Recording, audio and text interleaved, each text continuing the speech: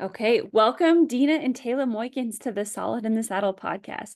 We're so excited to interview today and appreciate you taking the time out of your busy rodeo schedule to sit down and chat with us. Thank you for having us. We are happy to be here. Awesome. First of all, I just want to start out by saying, and I think I speak for all of Montana when I say this, that I'm so proud of you for finishing 16th in the world. You had every horse person in Montana at the edge of their seat rooting for you last September. I mean, I just remember seeing the Facebook posts and there'd be like 200 of us just waiting to see what the totals were. So, congratulations. It's a huge accomplishment. Thank you. It was definitely way more than we expected this year. I graduated from Montana State in May, and then I had the college finals, and we didn't really get to go super hard until after the college finals. So the boys really stepped up to the plate and gave us their all, and it was, like I said, way more than we ever expected to be in, as they call it, the bubble watch. Mhm. That's so exciting, and that must just be such a driver this year, knowing that you do have a little more time to rodeo since you're not gonna, be doing the college rodeos and the college finals. It's definitely nicer to not have school, because I wouldn't be able to be down here in Texas right now for the winter rodeos and that kind of stuff. But the way I look at it is we just take it one run at a time.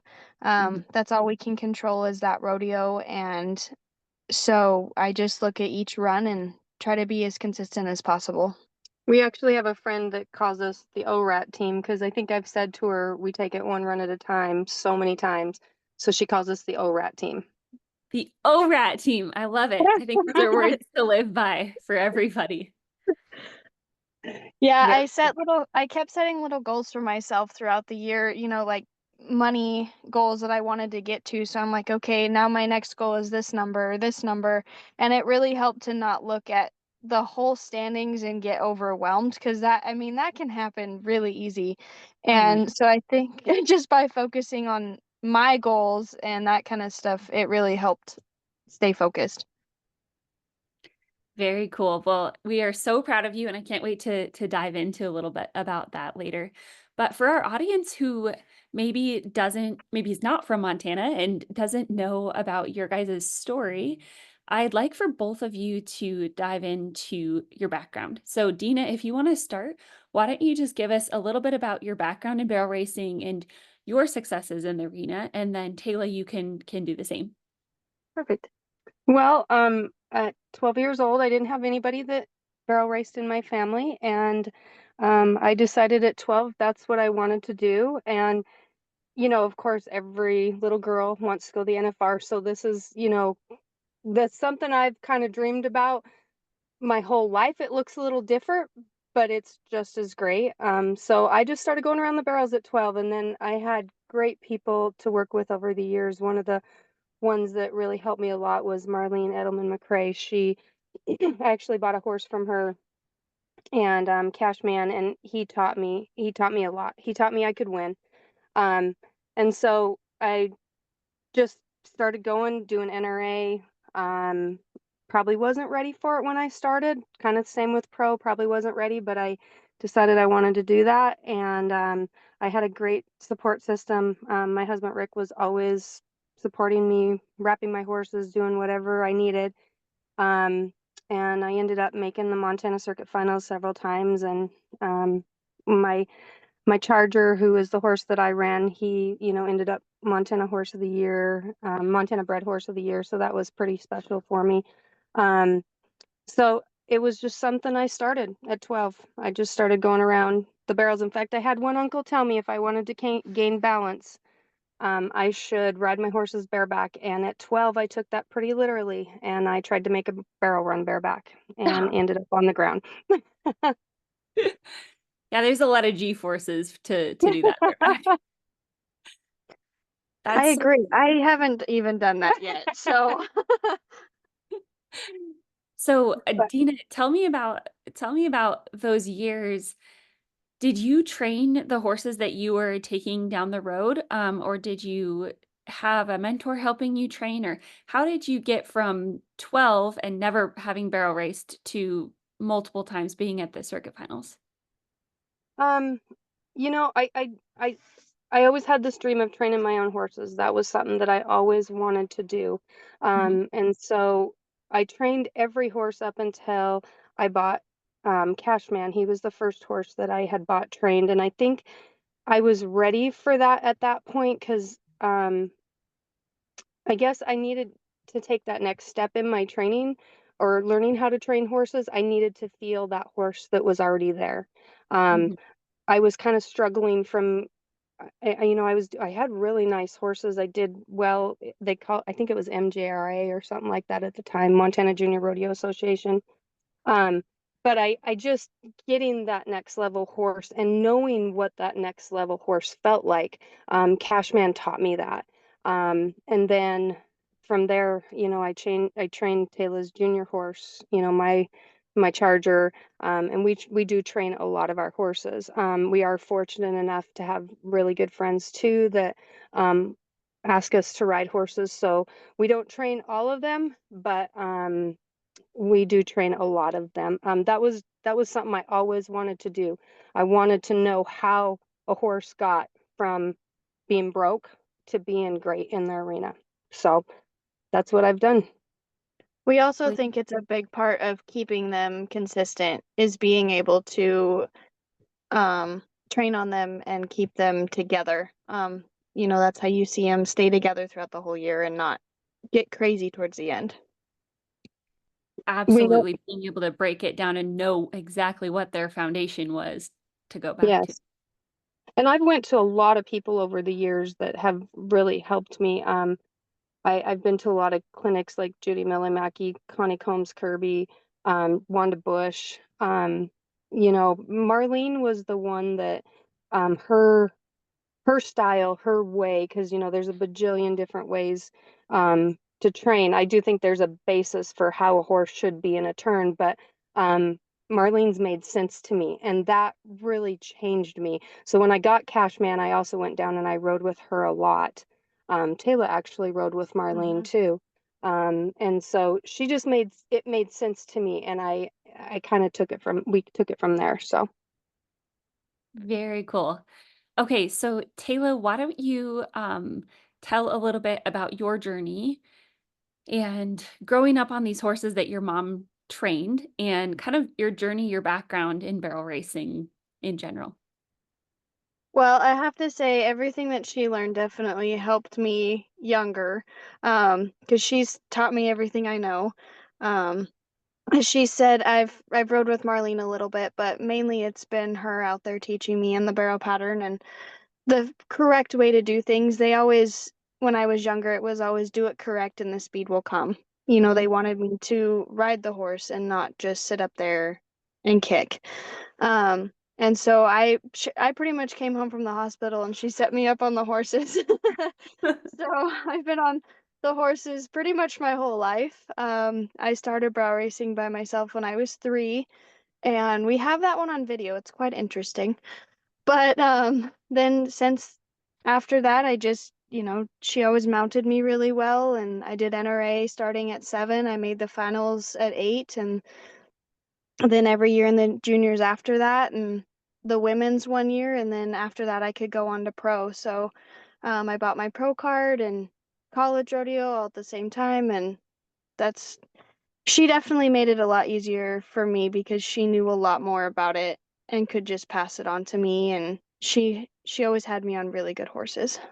for us with Tayla, like we wanted her to be correct up on a horse.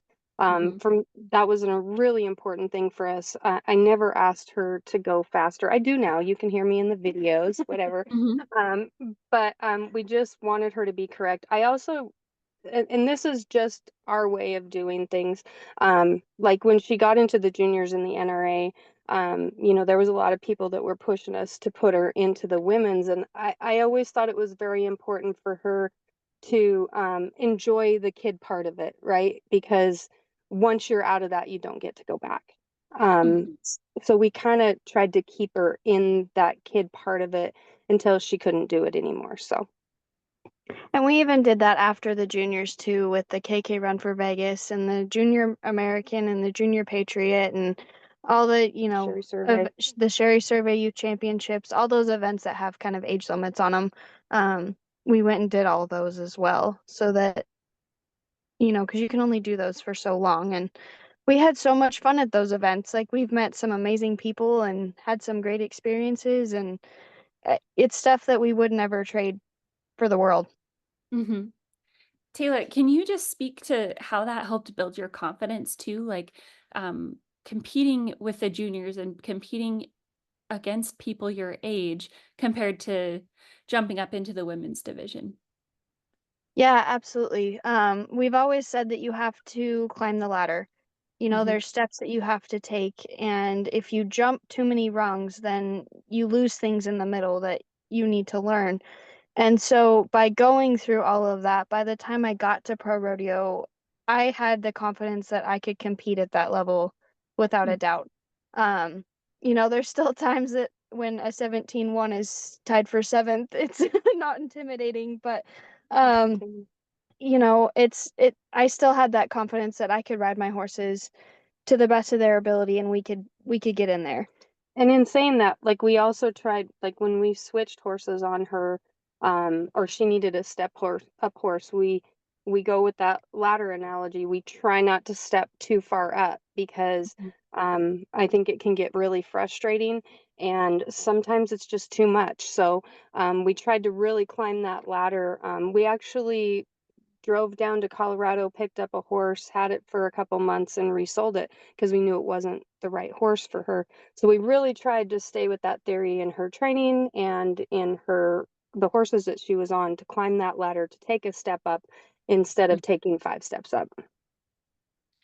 Yeah, I see that so much where kids will be doing great on their older horse that maybe can't move as fast, and then they get a younger one, and it just destroys their confidence because maybe that Yep. horse is a little much for them, or whatever. So Deena, how did you gauge that, and what horses did you use? I remember the two yellow horses. Tell us about those, and how did you use your training background to kind of work on those horses and work on Tayla to help her climb up the ladder without it being too fast? Well, we started out, she started out like on my 4-H colt, who did not know barrels, but was pretty well broken, nice. And, she just walked and trotted the pattern. And then we were fortunate enough to get a hold of Bucko, and Bucko had been through several families in the state. He was amazing. You could kick him as hard as you wanted, and he was not going to go any faster than a high lope.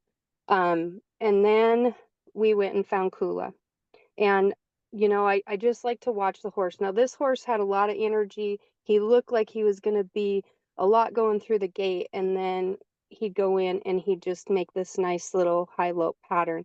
The thing that sold me on him was the very first run Tayla made on him. I forgot to tell her not to kick him, because it wasn't Bucko, and he took off for the first. And he was going pretty fast, and Tayla pulled him up at the first barrel, and they trotted the rest of the pattern. And right Oh, there, that horse sold himself to me. oh my gosh, I have goosebumps. That is so cool. Rick was trying to grab the tail as they took off through the gate because Tayla kicked him too hard, and Uh-huh. that was a mama error. I should have told her not to kick, but Mhm. he just sold himself. And then Tayla and Kula were, I mean, they did so well. She rode him until I think you were 8, 7 or 8. I think 8. He helped get her to her first NRA finals, and then I knew it was time for a step up, because Kula was that horse that he Tayla at, I think, 8, she got him down to 18-0. She wanted a 17 really bad, Oh my and gosh, 8. Holy cow, Tayla. And I know, see, that's why people are not going to believe we didn't push her for speed. It was about being correct. But so then I knew it was time for a step up, because Kula wanted to be a little girl's horse that wanted to go nicely through the pattern. And so we had the two yellow boys, Charge and Cruise. And Charge has always been a handful. That's my horse. I knew he was not a kid's horse.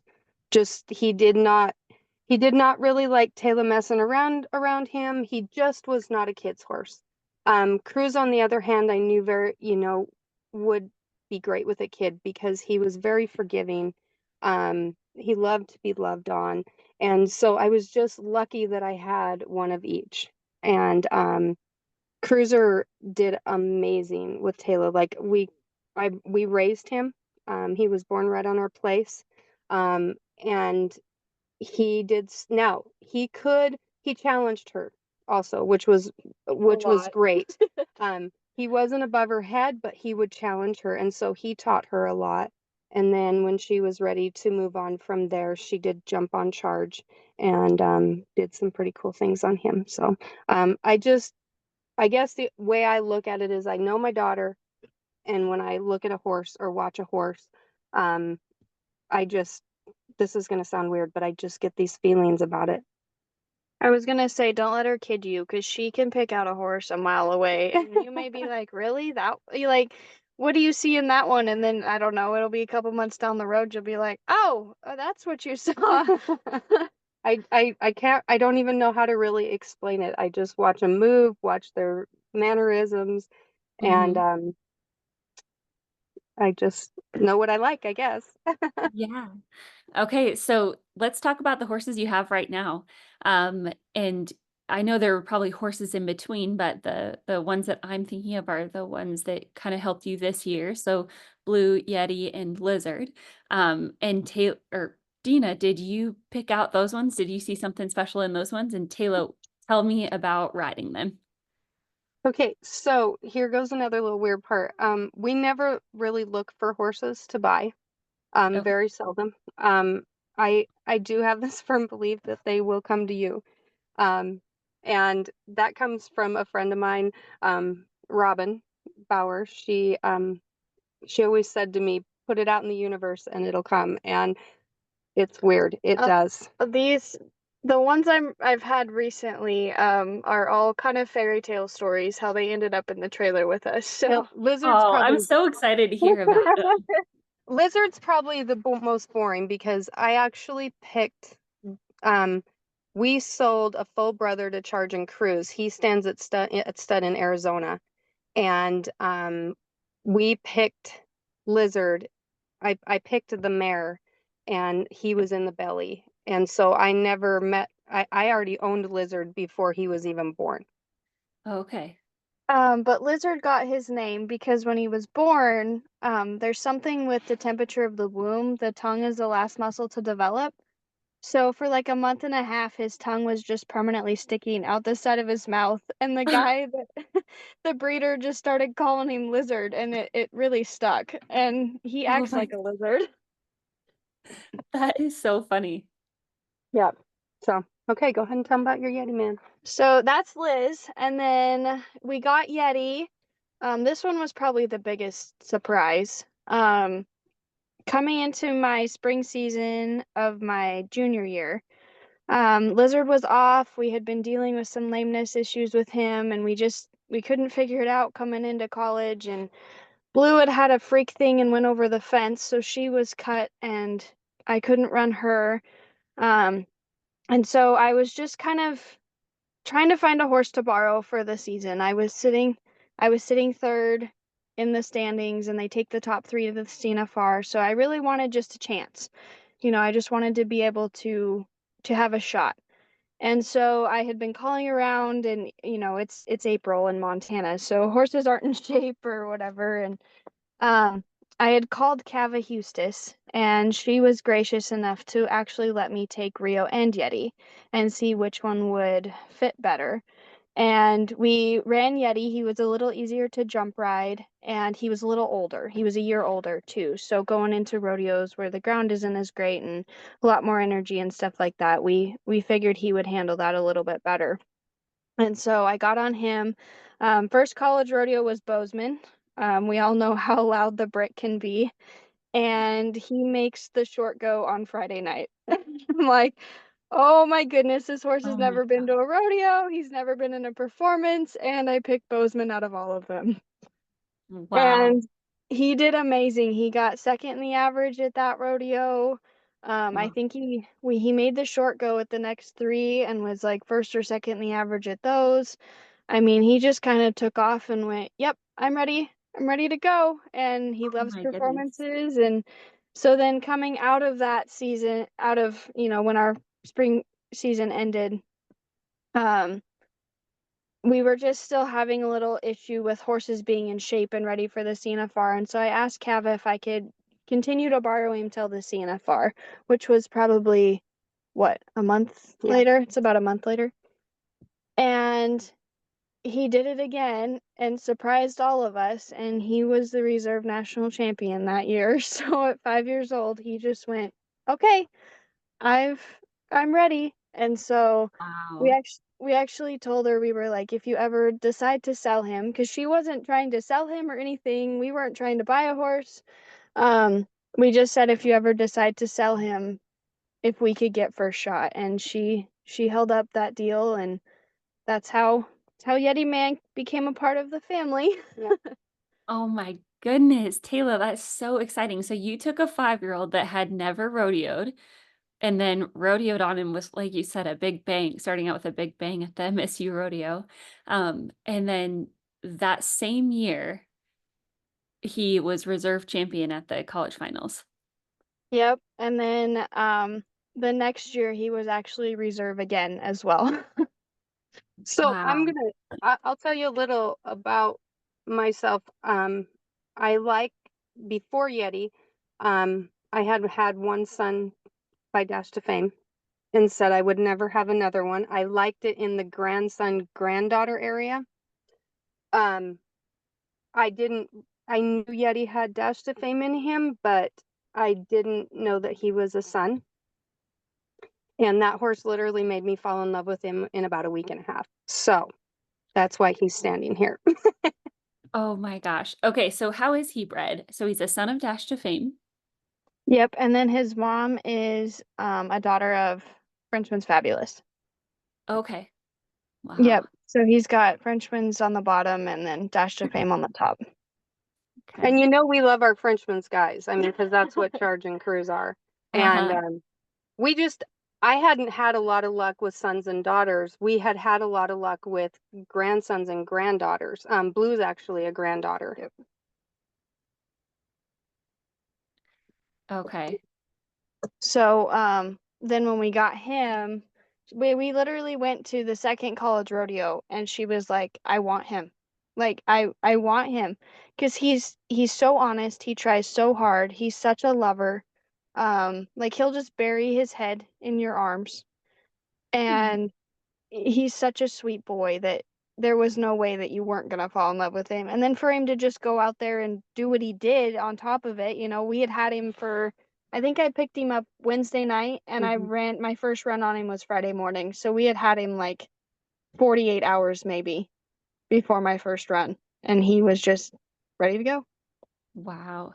So Taylor, talk to me about jump riding a little bit. How did your background growing up on different horses and all of that help that you could jump ride a horse? Because from what it sounds like, until that point, you had ridden your own horses, and then you just picked up this horse and went to winning on him. How did you do that?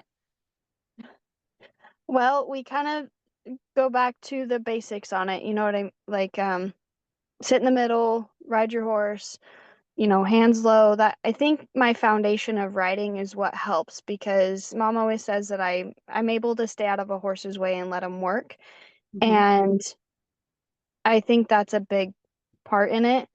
The other part is everybody thinks I'm weird when I say I can have conversations with myself out in the arena during my run. And so I think that helps too, being able to quickly adapt and think while you're out there, especially on a young one. Mhm. They may throw something weird at you, or may not know what they're doing, and being able to help them helps too. What would you say? We also, we haven't even talked about this, but we work on mental toughening all the time. And if you can have that confidence to ride that specific horse to its best ability, that's going to help you a lot. If you're entering the arena scared or unsure, which, you know, Tayla gets unsure sometimes. That's why we're constantly working on the mental toughening part of it. But I think that plays a huge part in it. Tayla has this thing where she can remember her runs. I mean, I know a lot of people go out and they don't remember a lot of their run. And she's always been able to do that, which I think has helped her a lot. The one thing that really proved that to me of how you ride a horse determines how they perform is I had this horse that I was training for a lady, and she was the cutest little thing. She wasn't a pony, but she wasn't a full-grown horse either. She was kind of in between. And I took her to the Bozeman Junior High Rodeo. I had been running poles on her. And she hadn't been trained very long. Like, I had her for, I don't know, a few months. And she actually ended up winning the buckle there for the junior high poles. And let me tell you, she was a little pipsqueak compared to the rest of these horses. And she, you know, the heart that horse had, and just going out there, mom always said, ride with confidence no matter what horse you're on. And I think that really proved it to me, because looking at her, you wouldn't think that she would be able to do that. But how I rode her just like I would any other horse. To the best of that horse's ability. And Mhm. you know, some horses are going to be able to clock low 17s, some horses are going to be able to clock high 17s. Is you can't complain or be upset if that horse, you rode it to the best of its ability Mhm. that day. And that's what we really focus on. We don't think about times a lot or about winning money a lot, which, I mean, that always helps. We try to focus on doing the best that we can on that horse that day. Mhm. Wow, I think that's so cool that you were able to learn that lesson early on with that horse, to never take a horse for granted, to always ride them to the best of their ability, because who knows, maybe that 3D horse for someone else might be 1D if they're being ridden to the best of their ability. Yep. There's a Okay. lot of times we go somewhere and a horse corks out a run and you're like, where'd that come from? But that horse just has it in there. Mm-hmm. So I want to dive into the mental strengthening aspect of it. What does that look like for you, um, just on a foundation level, and then also maintenance throughout the season? Yeah, so the mental part for foundation for me was built by mom and dad, honestly. They never told me I couldn't do it. They always, they were always real with me. If it was a long shot, they were going to tell me, but they never told me that I couldn't do it. Um, they never told me I couldn't ride a horse. None of that. They always, it's always very positive and, upbeat, but they were always still real with me. Um, on top of it, we do a mentally toughening program, and I listen to that quite often. There's videos that I listen to, and it really just puts into perspective, things that go on in our mind and how to stop those and turn them into a positive. And day to day, we just help each other remember, if one of us is having a bad day or says something that's a little negative, we'll be like, hey, actually, say this, or it's a great day, or, something like that. We help each other stay up and positive. And it goes for both of us, even though I'm not competing, you know, I'm the one there helping her coach and tune on these horses. If I have a bad attitude about it, it's not going to help the team. So, you know, I have to stay up on that too, even though I'm not competing, so that I can put my best forward in the jobs that I have. Yeah, wow, that's really great advice. And I think just having someone that you can almost stay accountable with, Yes. Yes. Yes. that positivity is huge. So, you mentioned that you have a mental strengthening or a mental toughening program. Is that something that you listen to every day? Do you just listen to it before barrel races? What does that look like? Um, for the most part, I say I try to do it every day. Um, during the summer, it's a lot more often because I'm competing a lot more. Mhm. Um, it also comes in, like, mom will say something like, "Have you been listening to your mentally toughening program?" And I'll I be can, like, "No." And I know that's my cue that I'm slipping a little bit. I can Mhm. actually see changes in her. Sometimes she doesn't want to admit it, which which that's okay. But I'll be like, you know, I think you need to listen to some stuff, you know, some mentally toughening stuff. Um, The program that we use is one I started years and years ago. It's Barbara Schultze, and she makes sense. It's not just about pumping you up. It's giving you tools to change your thinking, to turn negatives into positives. And I think for us that's been key, because like those pump you up videos, like those are cool. Like sometimes you need those, right? But this is a program that actually teaches you skills to improve your mental toughening. And it'll give scenarios too, you know, because sometimes you don't know how exactly to apply it, and it'll give scenarios that make sense. And you're like, oh, yeah. And most of them you're like, yep, I've been there. I've thought that. But Mhm. it helps you to learn how to get yourself out of a funk if you put yourself in one. So I am just so curious now, because I remember in September just being so impressed with you. There could have been times where you gave up and you're like, I'm too far behind. I'm not gonna make it. And then you just kept winning. You'd go to, Pendleton, and you placed really well at Pendleton, and, all of these really, really high stakes rodeo right at the end. How much did that play a role, that mental toughening program play a role in you being able to stay at the top of your game even when the stakes were really high? I have to say, even at the beginning of September, it still wasn't registering with me that I was that I was up there around the 15 mark. And I think that's because we really just focused on our little goals of our dollar amounts, or, the goals we had set for ourselves. I have to say the last weekend of September was what really tested my mentally toughening, because I mean, I have social media. I'm seeing all these posts, and I know what's going on. I know Sioux Falls is going on, and I have to say that was when I really had to work on myself and my mental and keep myself in the right headspace, and that was probably the hardest I've had to work at it. um, there was a lot of pressure that weekend, I'm not gonna lie. And we were fully aware. I mean, not making Sioux Falls, which I take total responsibility for that, because we didn't focus on the playoff series. We will do a little bit better this year. But you know, we knew it was still a long shot, but we were just happy to be there. And we had talked about that a lot, that it was a long shot and that we just had to go make one run at a time. And that's when your mentally toughening shows. And Tayla was, listening to a lot more tapes. A lot of times it's the same ones over and over again, the ones that really resonate with you.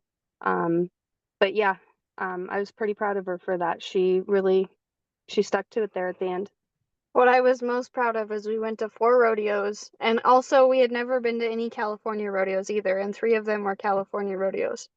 And out of the 4 that I went to, I placed at all 4 of them. So I was really proud of myself and my horses for finishing strong and keeping it together the last weekend.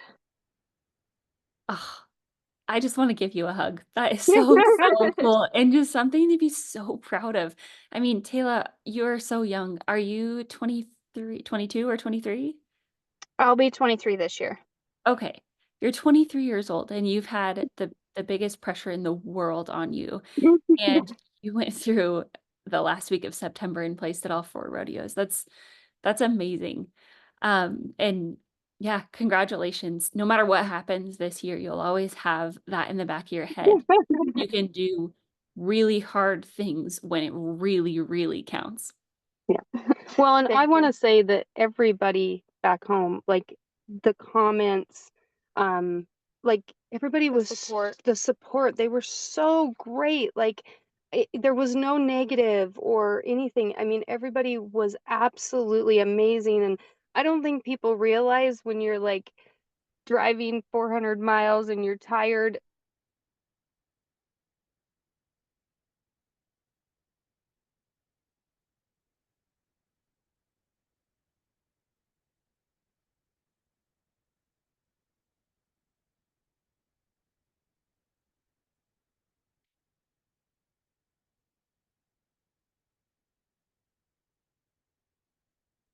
Are you there?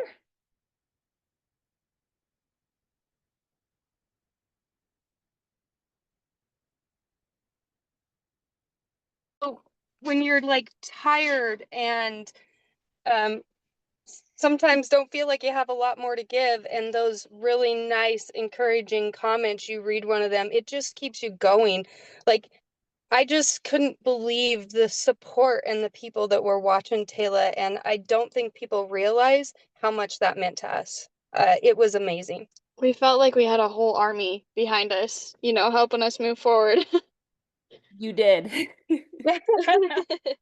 So tell us a little bit about that. I mean, I got just a little taste of it this summer and it was exhausting. I mean, driving, getting 4 hours of sleep, and then competing and then driving somewhere else, eating gas station food. I mean, how did you keep yourself healthy on the road?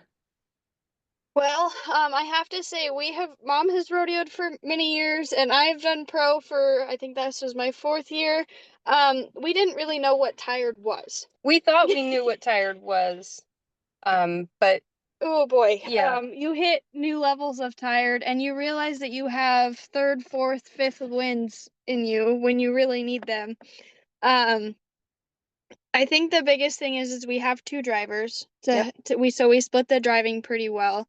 And as far as food, we try to have as much as we can in the trailer.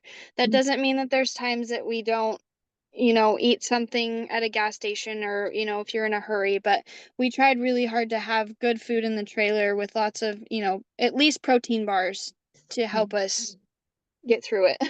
And we are also very fortunate that her dad got to jump in with us on occasion, and when he gets in, it's his job to drive. Oh, that's so nice to have a driver. So Taylor, are you able to sleep in the car then, or how can you reset while someone else is driving? Yeah, I sleep a lot. I also that's when I like work or do stuff in the back seat that helps me get caught up. And then when we get to the rodeo, that then I can just focus on what I'm doing. Um, Oh, hospitality. oh Yeah, yes. hospitality is the best. Basin City, Washington. I mean, we looked forward to hospitality every single time. And a lot of these bigger rodeos have a really good hospitality. Like Yep. they put a lot of work into it. So we definitely found the hospitality tent wherever we went. Yes. Yeah, it's so nice to have a home cooked meal, even if it's just like chili, Yeah. when you're on the road a lot. So tell us about that on your horses. So all that traveling on your horses, what did you do for maintenance and how could you tell if a horse needed some time off? Um, we try really hard to pay attention to what they're telling us. We could tell if they were getting a little tired or a little sore, and so they, you know, the other one would take a couple runs. And that was the benefit of having both of them. Mhm. Is, you know, if one did get a little tired or sore, then I could run the other one for a little bit until they felt better. Um, as far as maintenance, we are pretty strict on our feed program. We do a lot of the therapies like magnetics, red lights, a laser, nebulizer. Everything we do is to help them feel better. Um, you know, we always say that their breathing and their gut health cannot be band-aided. You can't just give them some bute and, you know, band-aid that for a run. That's something that you have to work on all the time and they have to feel really good. And so everything we do is to make sure that they feel good and they're ready to run. A good probiotic, that's essential. A good ulcer program, that's essential. Their regular checkups at their vet, sometimes we get them jogged just to make sure, because we're close to home, right? Um, so we just make sure to stay up on their maintenance. When we stall at night, our horses rest better next to the trailer, so we do that when we can. We like to put out a bag of shavings to make sure they lay down. Mhm. Um, When we're hauling, they always have food in the trailer, they always have water. They have their cloud boots. We just try to make sure they are as comfortable as possible. You know, we may get an hour less of sleep because we're doing all these extra things, but it's worth it because I know when I walk outside of the trailer in the morning, those happy, healthy faces are looking at me. So that's what makes it all worth it. Yeah, absolutely. And so Is that what you guys use as mostly stalls, or do you travel with portable pens or electric tape? How do you make sure that they get the rest on the road that they need? Well, electric tape is a no because lizard just runs right through it. Um, but we do have panels that we set up. We've had those panels for a long time. Yeah. And we just with just two of them, we have enough panels to make three 14 by 14 pens. But with just two of them, we'll put an extra panel in there and make their pens bigger. Um, That's where they rest best. That's where they rest. And if we put that bag of shavings out, the next morning they'll be covered in shavings. But even in stalls, we try to park next to them if we can. Some of the places like Reno it's hard to do that. We got lucky this year and got parked next to them, but it can be hard. When that happens, we just make sure they have plenty of shavings. If it's hot, they have their fans. And we just make sure they have plenty of water and electrolytes, and they have food in front of them 90% of the time, to help their bellies. So, Those are all really, really good tips. And can you just talk about your routes a little bit? So you've traveled around the entire country this year, from Montana to Arizona, like you said, the California rodeos. Do you haul them both at the same time, or do you have one down south and one higher up, or how does that work for you? we take both of them with us all the time. We made a pact that we would not haul their legs off this ever. Like we would never make it to where it's uncomfortable for them and they hate hauling in the trailer. Mhm. So the way we would pick our rodeos is we'd try to, find a good route and we'd hit the rodeos in between. Um, It might come it might come to next year to where maybe they have to go in different directions, which they're fine with because they'll always have a buddy with them. But this year, I have to say that wasn't even really on our radar to do. But we do try to make sure that they have plenty of rest in between, especially if they've had like a good 10-day run. Um, and so we're fairly picky about where we rest them and stuff. But just getting started into this, I have to say the entering it was interesting. It took some thought, and I know there's people out there that will enter you for you, but we really wanted to kind of see how it all worked. So it just kind of depends on the situation. we have like sheets of paper that have rodeos. It'll be like one weekend and there'll be 12 rodeos wrote down. And we're trying to figure out how we can hit like the most effective route to take. Yeah. It was quite Mhm. interesting to listen to those conversations, but I feel like we did pretty good for our first year. Yeah, that's amazing because, like you said, so many people just hire it out because it is so complicated. And if you mess up and you enter, to where you're split and you can't make it, then you just X'd that rodeo in place of, maybe one that wasn't as beneficial for you. Yeah, and there are times where we have to like enter extra rodeos knowing that we won't be able to do one or the other, but it just depends on like the short go or stuff like that. So you don't want to leave that out. You want to be positive that you're going to make the short go, but if you don't, you want to have that other option. Yeah. Taylor, what was your favorite rodeo to compete in this year? Oh gosh. I think Cheyenne's pretty special. Yeah, it's hard to pin it down to one because I've had so many special ones. Each rodeo has something so unique about it. Um, I and on Let's do top your of it, top three. Cheyenne was one of them, Pendleton for sure. Um, and I have to say Hermiston, Oregon. I don't know, I'd always wanted to run there, and so I got to run there this year, and I think Yeti got fourth. So that was just a cool one to run at. But as I look back, there's so many. Like Basin City, Lizard Yeah. ran my new personal best on a standard. He ran a 16.8. Um, Preston, Idaho, Yeti ran his first 16.9 on a standard. So they all just have their own little special things to them. Mhm. Oh, that's so cool. Do you have any that are kind of like bucket list rodeos for this year? Yeah. I have to say the ones that I'm competing at right now, Fort Worth, San Antonio, Houston. I've just never been able to compete at them. So my goal last year was top 35 so that I could get into these ones. And so I guess those are my bucket list ones for this year. Very cool. So tell us a little bit about those rodeos. So I think we have Fort Worth going on right now, right? Yes. Okay. And then will you stay down in Texas for all of those, for Houston, San Antonio, all of that? Yep. Yeah, we're staying at a friend's house right now, and so we'll just stay down here for all of them. I have Fort Worth, San Antonio, and Houston that I've entered right now, and I've entered Tucson, um, Jackson, Mississippi. Jackson, Mississippi. That'll be a new one for us. We've never been on that side of the country for rodeos, so I'm excited for that one. I think we'll be down here till sometime in April before we head over to like the California rodeos and stuff. So Mhm. Well, I'm jealous because it's way nicer in Texas than it is in Montana right now.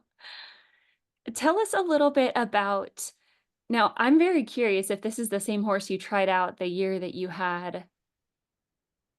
were looking for a horse from Cava. Is Rio the horse that you just set an arena record on? Is that the same horse? Yes. Okay. Yep. So she this is kind of cool, and I can say it, she can't say it, but she just ran him last night down here at a little jackpot at Lightning Bar Ranch. Yeah, and he just set another arena record. Oh my gosh, Tayla, that's so cool. So now how old is that horse? And is Cava gonna let you take him down the road this year too? Yeah, so he's 6, and we have him until April for sure. Since there's not a whole lot going on up in Montana, she wanted us to take him and keep him going, because she knew we'd be down here at all these rodeos, and then after that, it's kind of to be determined. But he's so cool. He's so quick, and I'm excited to see what he can do. In Taylor's words, he's scary fast. Yeah, watching the run, well, this was the first arena record that he broke. He was so quick, and I just couldn't even believe when I watched him, I'm like, that horse can turn so fast and then accelerate so fast. Like he has no problem getting out of the turn. Yeah. He's cool. So he's gonna be her mount for Fort Worth. Okay. Yep. So he'll run Saturday and Sunday. Saturday, Sunday this weekend. Saturday, Sunday. Okay. So, if you don't mind, just tell us a little bit about how you choose rodeos for your horses. What are their preferred pens like? So, now that you have Rio, you have 3 to kind of pick from, but it seems like people have a preference on big pen, little pen, deep ground, shallow ground, that kind of thing. And how do you kind of decide that with your personal horses? It, it that can be kind of hard at times because they all kind of run about the same. Yeti's definitely a little bit more of my inside horse. Lizard doesn't like inside. I mean, he will run inside, but he does like those big wide open pins. He's my Pendleton horse because he loves to run. So the more that he can just stretch out and run, the happier he is. So those big outdoor pins, he loves those. Rio, I can't say I don't know his preferences yet. We have under 10 runs together, so Just 2 arena records and under 10 runs. He, Yeti, we kind of, since he was younger and Lizard was older and a little bit more experienced, we kind of, for the first year, kept him off the real trashy ground because we wanted him to gain confidence. But you can see that we have put him in some situations where maybe the ground wasn't perfect, and he does really, he's gaining that confidence in it. I don't know. We kind of go off of them. Of course, there's definitely pens that one likes more than the other. And we kind of know that in Montana. Other than that, they run kind of the same. They just go find their barrels and do their job. That's so exciting, and that's gotta be really confidence building for you as a jockey, knowing that you can ride them the same and not have to make a weird move or remember how to do something on one versus the other. Yeah, they're pretty similar. Yeah. Yeah. So I don't wanna forget about Blue because I know, we didn't get a chance to talk about Blue at the beginning. Tell us about Blue and then kind of what the plans are for her right now. Is she bred or did she have a baby? I can't remember. We're trying. We're very new Okay. to the breeding game. Blue has touched so many people's lives, and when Tayla tells you this story, she is definitely a gift from above, and she just has helped so many people along the way. So go ahead. So we got her when she was 13. She had never competed barrels. She had only, the lady that owned her, had just walked, trotted, high loped, just patterned her. She had never entered her anywhere. I think she took her to one clinic. So she knew the barrels, but she had never been asked for speed on them. And this lady was getting a little older, so she wanted to find somebody to take her and do something with her. And She wanted her to have a good home, and Blue was 13, I think, when we got her. so we, in all honesty, when we picked her up, we're like, oh, she'll be a nice D horse, because she's 13, never ran barrels, and she's a good looking mare, so we knew she could be a nice horse. And so then mom started running her, and in under 10 runs, she ran a 17.8 on a standard. Oh my Now, goodness. the kicker to that whole deal is the 2 runs before that, I had a little tiny junior working cow horse in her mouth, just a little bit, not much. And she had turned back on the second 2 runs in a row on me. And I was like, what is going on? Like, I'm not being heavy-handed or anything like that. Why is she doing this? So I'm like, okay, we're gonna put a lighter bit on. So we put a smooth mouth, no, it's smooth mouthed O-ring in her. And that's what that mare runs in today. And the very next run, when I put that bit in her mouth, she ran the 17.8. Holy cow. So she needs like nothing Well, going no, on them barrels. Tayla's her monkey up there. You know, the little dog or the little monkey that rides the dog in Yep, there. got the Yeah, rodeo. we always say that Tayla is Blue's monkey, because she's Blue. She's more telling me to just stay out of her way and just Yep, not help her. just Um, ride. Yep. so she did that, and then when we started the pro rodeo on her was the 2020 year, so it was kind of all screwed up, and that was my permit year. Well, we went to Big Fork because that was like the first rodeo that they had in 2020. And the 2 horses that I had, which were both young, but they weren't quite ready for a pro rodeo, so mom had Blue and Lizard that she was running, and she wanted to run Lizard, so I got on Blue. And I think this was my second run ever Yep. on her. And this was when Big Fork had like 150 entries because it was like the only rodeo going on and everyone was coming up there. Mhm. And I make my run. She runs a 17.4, gets 4th, and fills my permit at the first rodeo that I entered. Oh my gosh, that is so cool, Tayla. So then after that, she kind of just went on a little tear. She won the KK in Texas. She won the Sherry Survey in Buckeye. She won the Big Sky region that year because that was my freshman year. She won the national championship that year, and then she was actually 5th in the rookie standings for the Resist All Rookie, the world standings, and she won the rookie in Montana. So she Oh she definitely loved her job. Mhm. Yes. So Wow. she um the way she's helped people is like the gal that she came from just had some health issues and stuff, and as Blue was doing all this, she was making her happy. And it was so fun for her to watch Blue do all this. And Mhm. so she truly was a gift. We Again, she just came to us. We don't know why we were the lucky ones that got to be her family, but we are so thankful that we did. Well, and then the past 2 years at the circuit Yep. finals, she She won all 3 rounds, the average and the year end last year. And then this past January, she was second in the average and placed in 2 of the rounds. And She's she's 19 this year. Yeah, she's 19 this year. So we're gonna get some babies out of her. I don't think she wants to haul quite as much anymore, No. which is okay. I mean, she's 19 years old, so Mhm. I'll still run her here and there, but her main job now is to give us some babies because we got to keep that going. Absolutely. Oh my gosh. Well, good luck to you guys in getting babies out of her because what a special story and line that you want to keep going for years and years and years, I'm sure. Yes. Yes.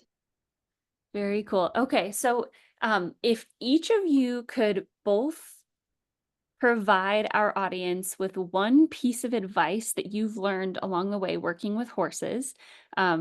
I don't care who goes first, but just think about the one thing that has been most influential in your success.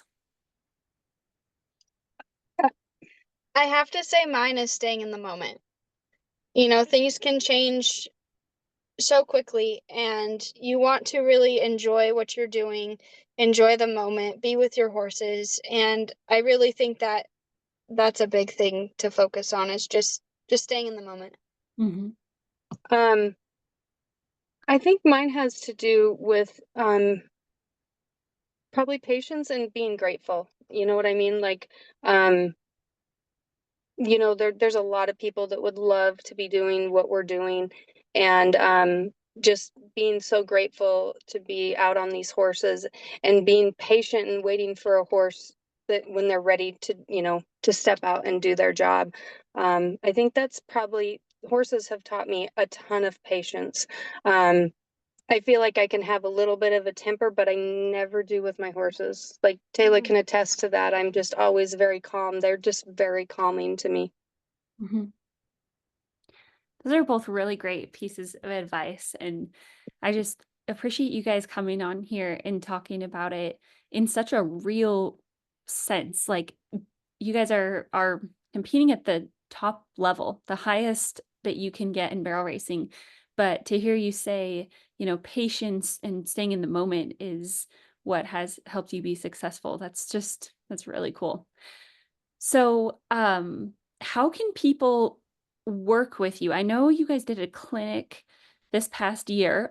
Are there more clinics on the horizon, or is that just going to depend on, I mean, obviously not in the summer, but in the fall, will you guys be doing any clinics or lessons, or what do you think from that standpoint? I do think we'll have some more clinics in the future. We just have to kind of figure out when we'll be around. Um, but I do think we'll do some more of those. Um, We do. I mean, we. I've given lessons over the years and stuff, and we do occasionally give lessons, but it's just like on a, like if somebody calls me, and you know, we happen to be home or something, so that's a little bit harder to catch. But I think we will try to do a clinic again and maybe um be a little bit better about the timing. It was kind of put together really quick. I really liked how we did it. We did it very small, which is something I really wanted, because for me, when I go to a clinic, I want to have a lot of individual time, and I really hope the people that came to the last one felt like they got a lot of individual time. Um, so I think we will do that in the future. We kind of enjoyed it. It was kind of we fun. did, yes. Awesome. Well, we'll have to keep you guys, or you'll have to keep us updated. And when you do have a clinic, we'll post it on the Solid and the Saddle page so that I know we'll have lots of riders that want to be a part of that. Perfect. Awesome. Thank you. You're welcome. Okay, well, thank you guys so much again for sitting down and talking with us and for sharing your story. And we are just wishing you all the best of the luck in all the winter rodeos. I love the Cowboy Channel that we can actually watch you from here. So you'll have a whole big cheering section now with the Solid and the Saddle audience, and plus the Montana audience that's rooting you along all the way. Thank you. I really appreciate it. Yes. All right, you guys have a great rest of your day. You too. Thank Okay. you. Bye.